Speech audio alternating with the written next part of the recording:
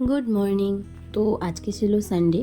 এটা ছিল শ্রাবণ মাসের প্রথম সোমবারের আগের দিন।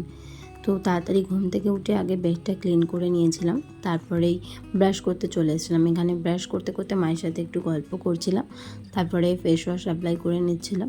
আর আমি প্রত্যেক দিন ব্রাশ করার পর ফেস ওয়াশ অ্যাপ্লাই করি, তারপরেই আমার আর টাইম থাকে না, ডিরেক্ট একদম সানস্ক্রিনটা অ্যাপ্লাই করে নিই।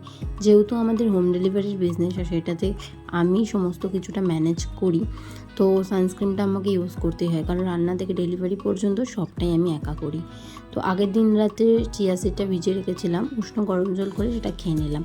তারপরে মায়ের ছুটি ছিল আজকে, যেহেতু সানডে, তো মা করে দিয়েছিল বাটার টোস্ট আর চা, তো সেটাই খেয়ে নিচ্ছিলাম। খাওয়া দাওয়া হলে প্রচুর অর্ডার ছিল, সেগুলো সব ছেড়ে 4টে বেজে গেছিলো স্নান করে। তারপরে আমি নিজের জন্য ভেজ রাইস বানিয়ে নিয়েছিলাম। বাড়িতে হয়েছিল টকের ডাল, মাছের মাথা দিয়ে বাঁধাকপি, মাটন। যেহেতু আমার ভেজ, আমি কিছু খেতে পারিনি। তারপর বিকেলে একটু ভূতনাথ দর্শন করে চলে এসেছিলাম। বাড়িতে এসে গুড়িয়ার হাত থেকে মেহেন্দি পরে নিয়েছিলাম। মেহেন্দিটা কেমন লাগলো জানি।